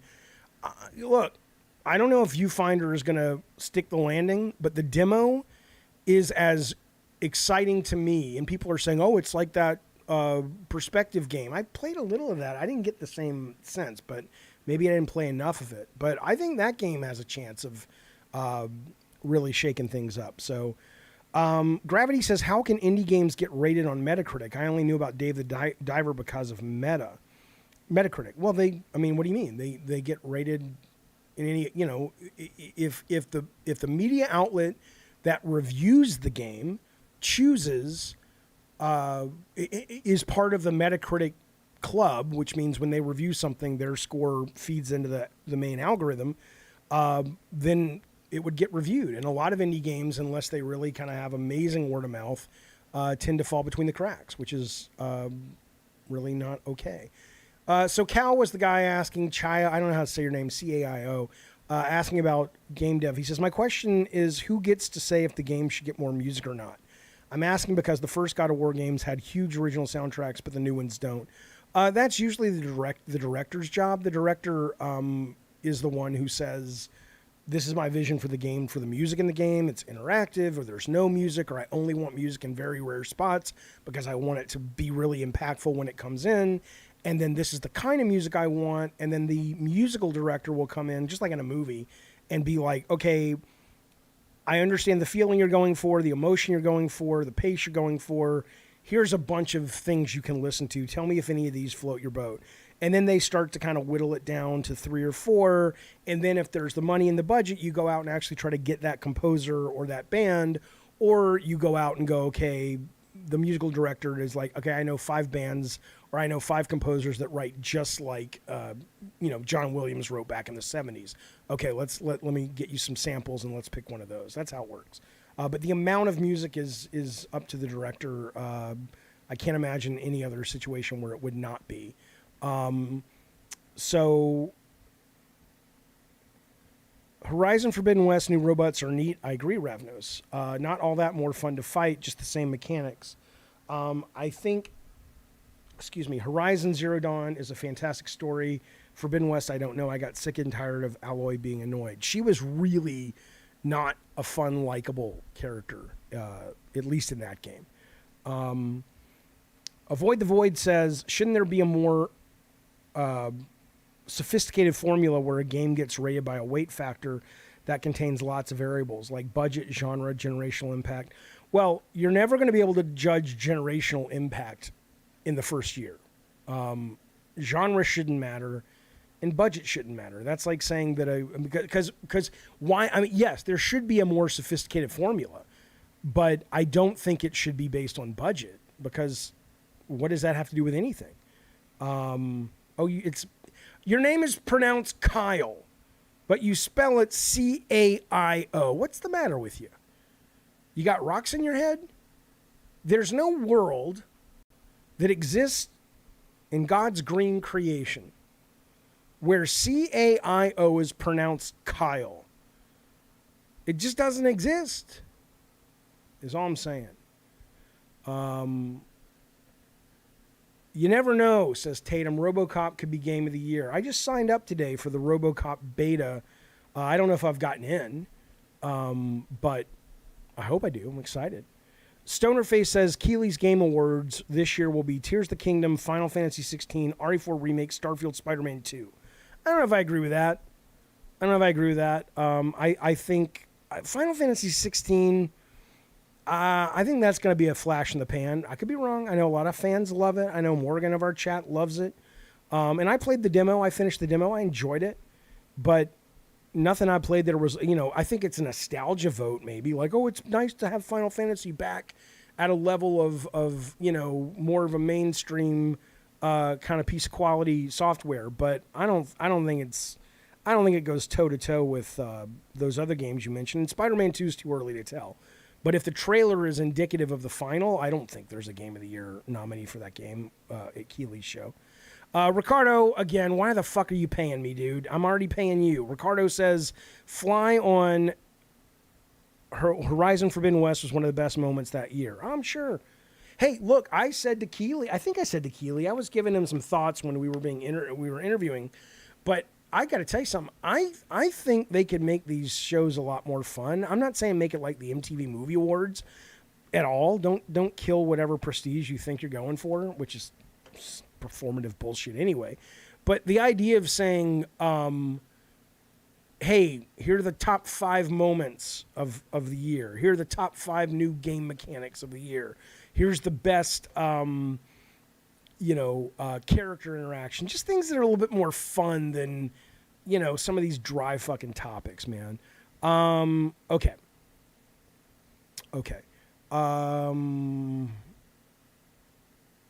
Let's go. Let's move forward, shall we? Here's my question. My last thing on this budget thing, though. Oh, I was going to tell you how the art form is stunted. Another brief way the art form is stunted. Ricardo, by the way, how we looking on time, man? I don't know where we're at in the format. But I want to tell you, maybe I'll save that. I'll save that because I have a feeling Ricardo's going to say we're starting to run over time a little bit, and there's still so much shit I want to talk to you guys about today. Jaffe really doesn't like PS5 exclusives, says Ghetto God. That's simply not accurate. Must I do this again? Ratchet and Clank Rift Apart, Onimusha, not Onimusha, Ghost Tsushima, Returnal, God of War 2018. There's another one in there I'm dropping the ball on. There's like 2 others that have come out in the last 5 years. I adore. So that's not an accurate thing. Ricardo says, so now you want to know about time? Well, yeah. We should just have Ricardo always on the mic. You should always be in the call-in showroom, Ricardo. And we'll just have you muted, but when you want to pop in, that way it's faster. Okay, so Ricardo, you're in the show now. You're in the call-in waiting room. You're in the call-in show. You there? He don't know what he's doing. He's drunk as a fucking skunk. Are you there, Ricardo? Annie, are you? Yeah, there he is. Up? What do you mean now I want to know about time? Of course. Uh-huh. Are you drinking? No, I'm eating. Okay. What kind of food do they have there in Botswana? How dare you? I actually don't. Okay, listen. I don't know how to say this in English. I was pretending to care anyway. It doesn't matter. Listen, Ricardo. Are you there? It's me. I know it's you. How are we on time? Can I get to this Prince of Persia thing, or should we move on to talk about Annapurna and the Steam sale? 1 hour 22, basically. All right, so we'll move some of the Prince of Persia stuff and how I know it's not an art form and all that. We'll move that to tomorrow. We'll move that for tomorrow. Save a little bit of time for the chat. Yeah. Okay. So we're gonna go. Okay. So here's what we're gonna do in the rest of the show. Let me look at the chat right now because do you guys care? Annapurna came out today. They had their showcase. I'll tell you just real quick. It was really an interesting showcase to watch. It was the fuck what is do you call that? Corn. He just sent me a picture. He says, "What do you call that?" It's a hand grabbing corn or big nuggets of corn. Right? I don't know what it is. Anyway, the point is, this is interesting. So Nathan Gary, who is now the head of all Annapurna movies, TV, games, the guy was like a junior producer designer at Sony Santa Monica. Guy's super talented guy, nice guy. Him and Deb Mars and, of course, some other people were really key to making Annapurna what it is. And so I believe this is the first Annapurna showcase that has existed without Nathan being the head of Interactive over there. And it was, I don't know if that means anything, but here's what I'll tell you. There were definitely some games that felt like they were trying too hard. And it doesn't mean the games won't be great, but there was a game called To a T that felt like it wanted to be the next, what was that game that Sony PS5 launched with everybody singing the fucking song and it ended up being a total nothing? About the island and the weird little animals and shit. That fucking game? Come on, Ricardo, what am I talking about? The Bug Snacks. It's about a guy who basically is locked into a T-pose his whole life. And it's like, and they have a little song, and it's funny, but it's clear it feels a little calculated. There's a game called Flock that feels calculated. There's a game called Thirsty Suitors that could go either way. So some of those were just like, eh. The interesting stuff to me about it was, and my point on that is that I think the indie space needs to start to pivot a little bit as well, because they're starting to get, when it comes to their thematic, to their narrative, to their tone, it's starting to get a little bit too predictable. And the thing about indie is you don't want it to be predictable. You want to be surprised. But I was very surprised by tuning into Annapurna and going, oh, most of it just feels like, wannabe Annapurna, right? But there were a few interesting things. Internally, they're making... Today is not a good day to make that clip, though. Why? You just got Dave. That's not Annapurna, is it? No, but it's an indie. Yeah, but I'm talking about the Go eat your corn, Ricardo. That's right. Actually, here, eat this, Ricardo. One moment. Go Yeah. suck a big fucking dick. You hear what I said? It's actually Lupins. Lupins. Does that make sense? I've heard of Lupin the Thief from Studio Ghibli. Anyway, listen. I don't know. So they're making their first internal game in Annapurna, which is a Blade Runner game, Blade Runner Labyrinth. That's pretty cool. I know Nathan Gary and a couple other people at Santa Monica were huge Blade Runner guys. This is interesting. I'm not a big Blade Runner guy, but that was a surprise. Storyteller, which was a love-hate game, I loved it. That was the game where you're given like 6 comic book panels and it just gives you a title, like Heartbroken Queen or something. And then you have to mix and match all these like little props at the bottom of the screen and characters and moments and things to sort of make the game tell that story within those 6 panels. I thought it was brilliant. There's an update coming to that. It's also going to Netflix. So if you subscribe to Netflix, you'll get it for free. I'm curious about this because Netflix is doing a big AAA game. They've got Raph from God of War 2018 and Ragnarok. They've also got one of the lead creatives, I think it was Halo over there. And I don't think that's going to be a subscription-based streaming game. I think you're going to own Netflix or sub to Netflix, and you're going to be able to play it on whatever console you own, because I don't think that's the kind of game I think it's going to be. Storyteller could certainly go to phone, but I wonder if this is going to be their first step into like, hey, if you subscribe to Netflix, you can play Storyteller, but it's a PC game. Because I think that's where they're going. They're not going to have their own streaming game service, but they are looking like it's going to be a subscription game service. The other one, and they have great content anyway. If you just play on the phone or the pad, it's great. The other one, which was very conceptually generic, was called Bounty Star, that just looked like a lot of fun. It's like you're an Old West futuristic bounty hunter in a mech, and you've got 2 versions. You've got the version where she's out there fighting and arcade action, but then you have the building her base and very much like Stardew Valley, but in 3D and more of a sci-fi take. And even though that's not a very Annapurna style game, it looks really, out of everything they showed, it looks like you could lose a lot of fucking hours to that. So that came out today as well. Okay. The last thing I want to talk about before I go to the chat and just see what you guys are up to is, let me go. Sorry, Jeffy. Yeah. Can I just say something? You can. Mr. K? What's Mr. K doing? He's complaining about the time limit. What time limit? That time limit? Sacred Symbols goes for nearly 4 hours. Well, they only do like what? Sacred Symbols does Sacred Symbols does one show a week. Non-live. It's not live, yeah. And, look, let's put it this way. If there's things you want to talk about and they're compelling, when I go to the chat in a second, let me know what you want to talk about. If people seem to be into it, we'll talk about it. But what's there to say? And Sacred Symbols is rarely 4 hours. That's when they cover the PlayStation showcase or something. Speaking of, I'm going on. I guess Mr. K just wants more Jeffy. Basically. Well, he can come up and watch Indiana Jones with me, maybe. Fuck you, Ghetto God. That's not true.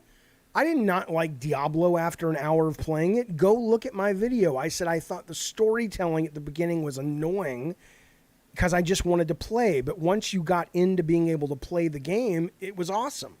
And I played both fucking betas, and I bought the early edition so I could play it early. Okay.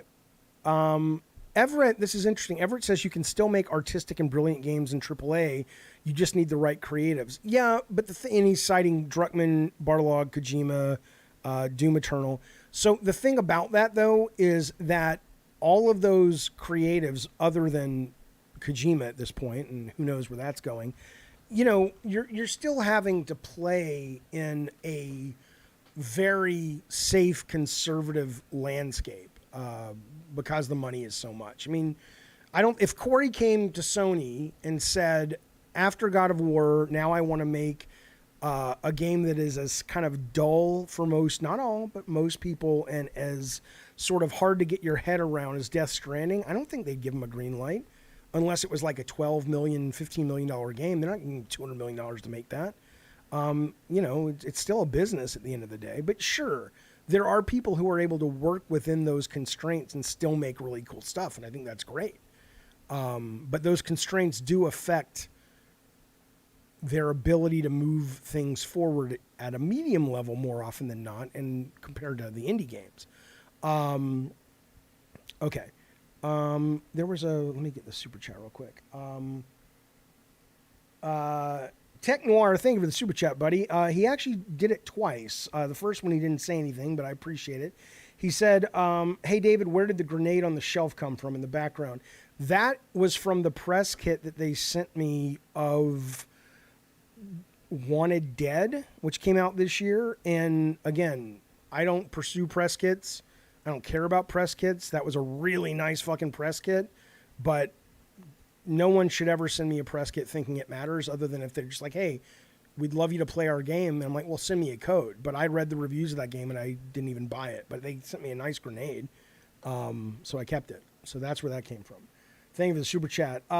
Blackout has been a member for 14 months. Thank you, buddy. He says, hey, Jaffe, ain't the inflated budgets also due to development of new engines with expectations that they can be reused?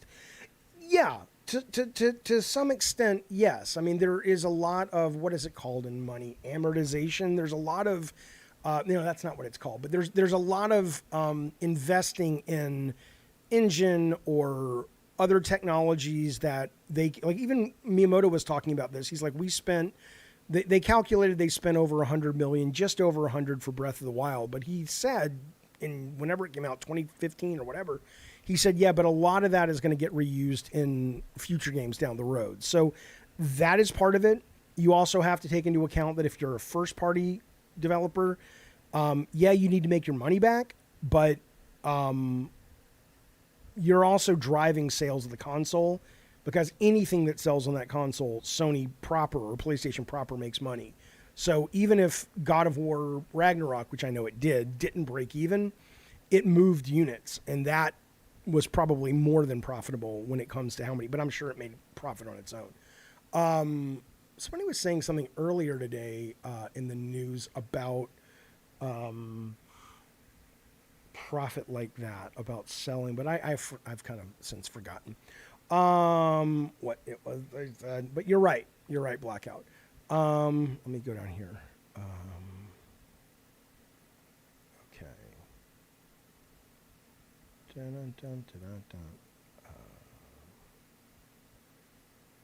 Okay. Let's move forward. Didn't you make a video about the press kit? I probably did, but I didn't make a video about the game because I heard the game. I mean, the game was really just blasted in the press, and nobody I talked to liked it. So I appreciated what it seemed like it was trying to do. It was really clever, but it didn't look like a great deal of fun. Hey, you need to know this. Maybe the Steam sale is going on, the summer Steam sale. Back in the day, those Steam sales could blow your fucking mind. Obviously, it's a lot less sexy these days, but it's still pretty impressive. I'll show it to you right now if you're curious about what's on the Steam sale. I'm going to pick some stuff up. Let me go over there real quick. Where's my screen? So the Steam sale currently will get you. Hang on. God damn it. There's so many screens. I need like another monitor if you can fucking believe that shit. All right. There's the big games. I mean, look, Modern Warfare is almost half off. Modern Warfare 2, that's a great fucking game, man. I don't know how it runs on my PC, but, that's fucking a great fucking game. Control, I think, is $9 if you want to pick up Control. The Halo Master Chief Collection is $9. So there are some good deals for sure. I'm going to pick up Catherine, right? I've never played Catherine. And everybody talks about it, unless it's on Xbox Game Pass. Everybody talks about it. Everybody says it's really cool and shit, but I've never actually played it. $5, you goddamn right I'm picking that up. Let's see. Based on the games I've played, players like you... Oh, give me more. Dark Souls, still $30. That's kind of amazing. $14 for this. I've always wanted to try this. It's got good reviews. It's a first-person game with 300 players in the Civil War. And apparently, as you can imagine, the online chat is just horribly racist. But I still want to give it a try because it looks like a lot of fun. I've never played a first-person shooter set in that world before, right? AEW just came out today. I heard it's just average, though. It's only 13% off. Not that interested in that. Dave the Diver, the big hot indie game out right now, overwhelmingly positive. Get a couple bucks off that. Sorry, Jeffy. Oh, yeah, what's up, Ricardo? How much for Sekiro? Oh, God. Okay, thanks. Bye. I'll check, but if I play Sekiro, I'm not playing it on my computer. My computer's shit compared to my other things. Sekiro is $30, not even on sale. Let me see. View the Sekiro page. It is on sale. You get $30 off Sekiro. That's not bad. I don't know, chat. Are you guys going over to the goddamn Steam sale? You gonna buy anything? The PlayStation Summer Sale is pretty fucking good too, by the way. There's a lot of good deals there. I don't know. Like I said, I don't really buy games on Xbox because I have the Game Pass. But the summer PlayStation sale is actually really nice. Red Dead, I'm going to wait for because Ricardo was telling me yesterday that in Korea, there is a Red Dead rating that was just given out. And so the assumption I think Ricardo was making, which stands to reason, is that there's going to be like a HD 60 frame Red Dead. And since I've never played it and I've gotten a lot more into open world games and immersive games than I was at the time, then I'm interested. So I'll probably wait. To be fair, Yeah. The Korean thing mentioned Red Dead Redemption, so I assume it's the first one. Oh God, who wants that? But those bullshit? things actually usually are pretty solid. Well, yeah, but it's They don't just make up games. So okay, well, Right, Red Dead listen. Redemption 2 on PC as is only $20, but I want to get it on console. Phantom Abyss. Let me look that up because Phantom Abyss, Wood is saying is $18, and I've heard of it. I don't know why. Phantom Abyss. Why do I know? Oh, I've played this game. I own this game. It's kind of like a rogue game in first person. Oh, you're saying that's like Indiana Jones. Okay, I understand now. Let me show you. Yeah, okay. Yeah, I get it. I get why you brought that up now. Yeah, it's not great. It's okay. But it is like what a first-person indie would be potentially in some of the action scenes, which is fine. I think that's cool. But again, I want to do more than this. I don't want to play it just because it's first-person. I want a simulation. I want to, like I said, I don't need to see indie. I want to be indie. Yeah, you goddamn right. But yeah, so that's pretty fucking cool. Let me go back here. Now it's on the screen? Okay, let me go back to the chat. Sorry, fellas.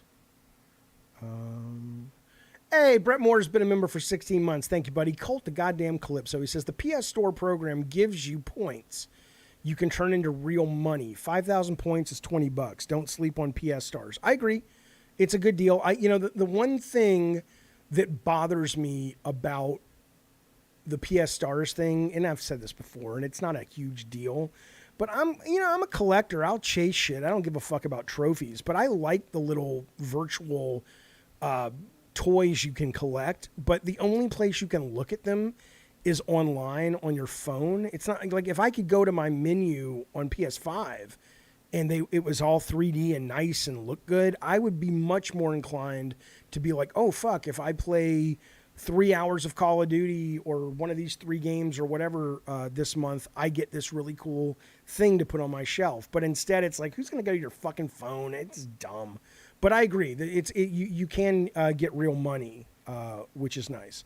Everybody say goodbye to Ricardo. It's late where he is in what is it now? I think he's in Timbuktu, and he's got to go to bed. Good night, Ricardo. We'll talk tomorrow. Thank you for all the help today.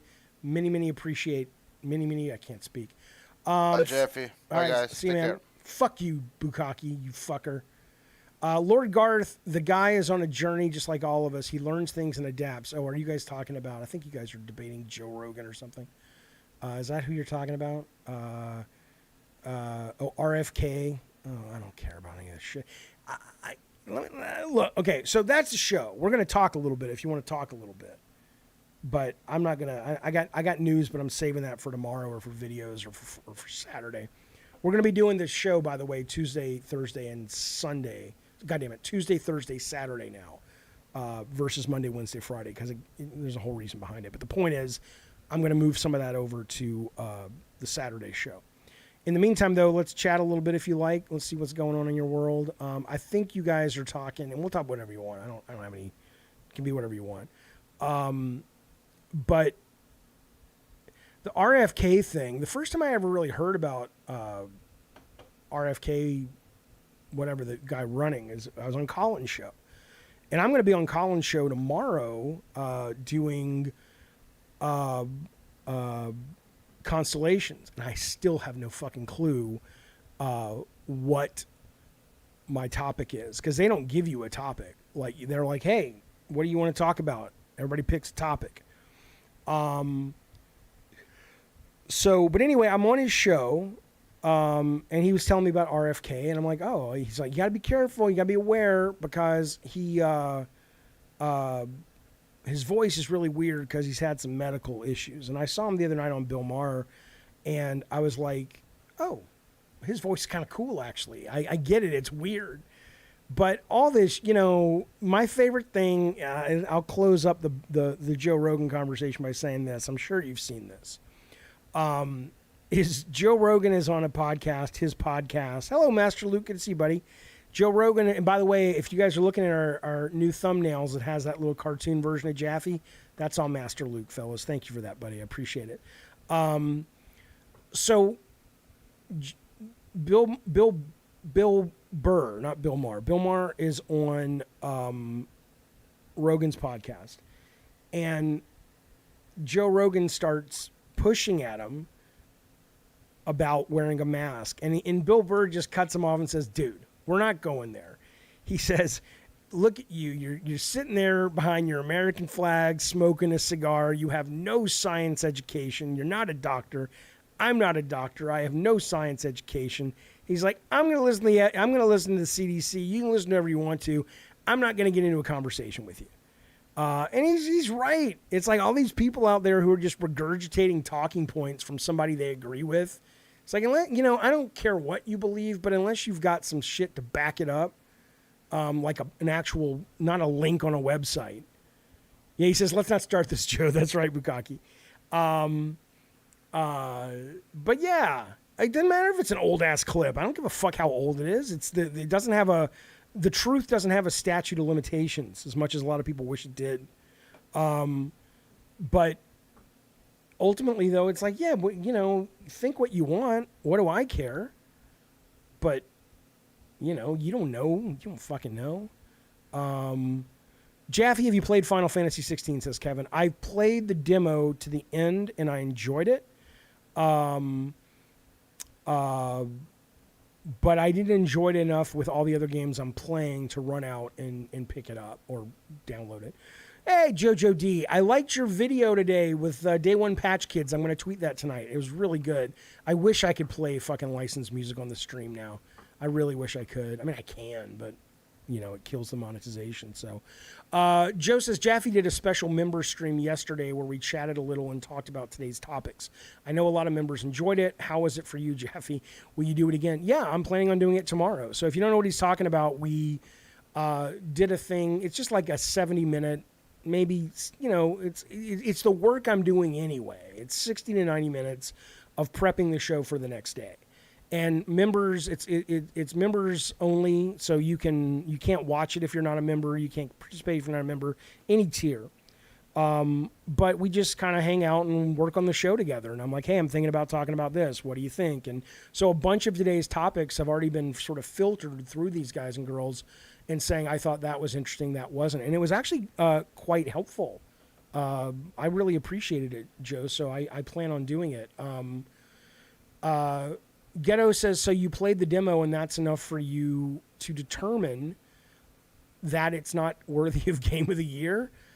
Sure. Yeah, because what's the demo is what, an hour? A little over an hour. I played through the Liza P demo, which was well more than an hour. And I don't think that's worthy of Game of the Year, but I fully expect it to be one of my most played and favorite games of the year. But for me, it's no, because if what makes that Game of the Year worthy is not presented in the first hour and a half of the demo, which is the first hour and a half of the game, again, sorry, how much do I need to put my life on pause to get to the good part? No, I'm not doing it. There he is, JoJo D, stepping up. Hey, where did my sounds go? What's going on in my life? Are you guys hearing these sounds? That is so weird that these sounds suddenly stop playing. Am I having a stroke? What's going on? Are you guys hearing these sounds? Probably not. Fuck me. Fuck me sideways. All right. Anyway, but JoJo D, thank you, buddy. JoJo D has stepped up and said, hey, I want to spread the money around. I want to make it rain here. I want to see Fupy take off his pantyhose. Thank you for that, JoJo D. JoJo D is now gifted Billy Bones, A2, Ghetto God, Struggle Boxing, and NATO with Diet Soda Soldier memberships. That is generous. That is kind, my fellow Gen Xer. I tell you something, JoJo D. Well, I'll tell you two things, JoJo D. The first one is you were saying, hey, are there anything for members? Well, yeah, we are going to be doing the prep shows. I told Ricardo was like, well, are we going to keep doing these? And I said, well, if it's not very big because it's a live show and it's members only. But if tomorrow we do it and only 20% of the people come back, we'll see. But Ricardo and I have actually been going over the membership stuff, and very soon we're going to drop a lot of membership news. The current thinking, I'm not saying this is happening right now, is the $4.99 Diet Soda Soldier tier stays, but we're going to drop Cult of Calypso to $9.99 and Gods of War to $29.99. And we're going to offer other things within that because we're going to be putting all of our marketing or advertising cost over on Patreon. And so people who want to spend money to advertise on the show will deal with them sort of one-on-one. So there are some really cool membership things coming up. The one that Ricardo had an idea for that I thought was pretty cool was doing a Saturday show, but now it may be a Sunday show, I'm not sure, where it's just the Gods of War, and it really is just, we'll be prepped. Sometimes we'll have a guest, sometimes we'll just have topics, but it's just smoking pot and hanging out.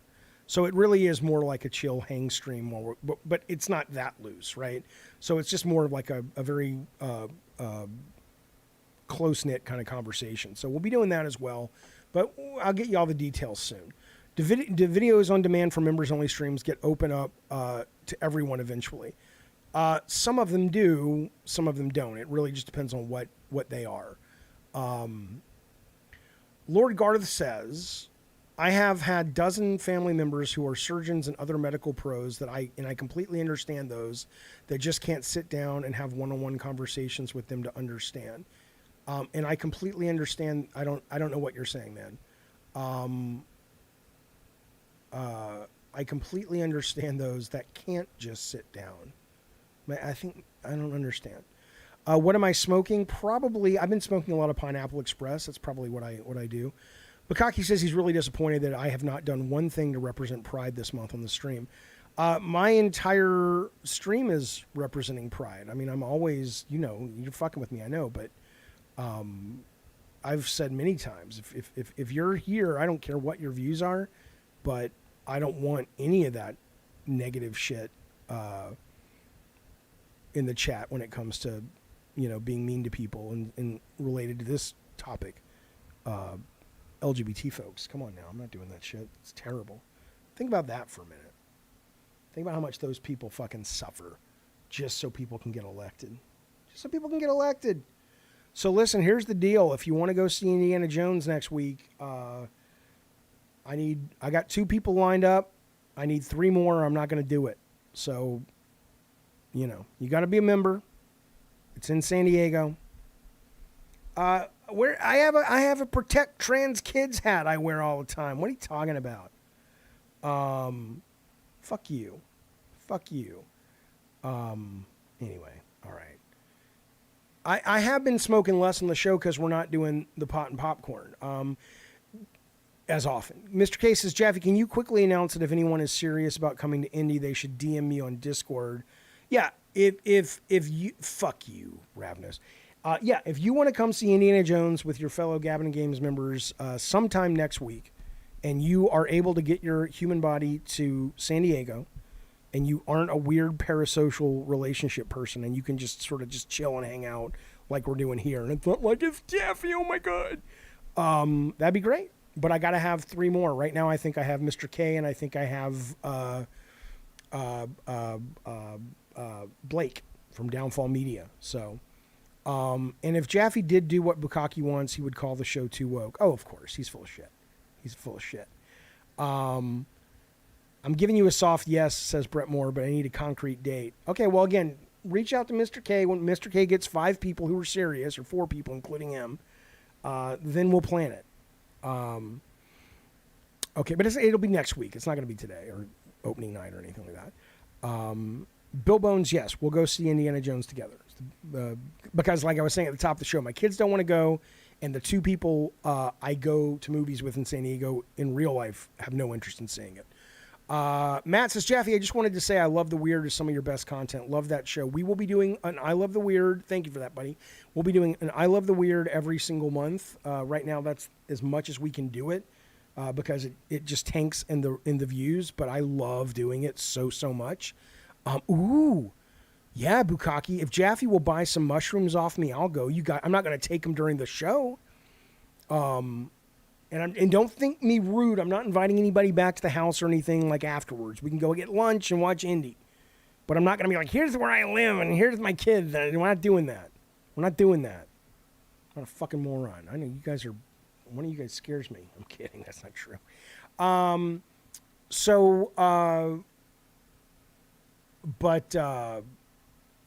But yeah, I'll buy some mushrooms. How much do mushrooms cost? Absolutely.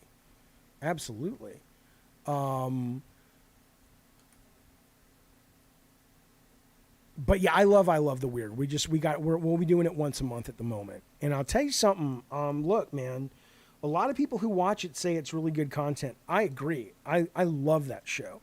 And if I could get more people to watch it, and maybe once Ricardo and I get done, taking this show to the top of the mountain, we can focus on that show more. But right now, we're just doing it once a month. Joe says, I told Ricardo you're doing a great job as a producer. I know the show will get better. Why? Is it bad? I can't pack my gun, Bill Bones. It's a shotgun. The only reason I have a gun is for the house to people break in. I don't carry out in the world. I'm not a moron. Can't really pack a shotgun. And also, we're not open carry, thank God, here in California. Okay, fellas, that's it. That's been, what's this show called? It's been Gavin and Games for the 29th. Remember, tomorrow, if anybody's got any topics I should talk to Colin about tomorrow in Constellation, send me a tweet or a DM because I got nothing right now. But hit up Mr. K in the chat if you guys want to see Indy with me and with us. And I'll be back. Doing other stuff, but I'll be back officially in official capacity Saturday with another Gavin and Games. Mr. K, I will send you a DM or an email about the graphics. Absolutely. Joseph Brogan, have a good night. You too, buddy. All right. I'll see you guys soon. Be well. Thanks, everyone. I don't know why my other sounds aren't playing. So for now, trust me when I tell you this song's pretty fucking good. All right. See ya.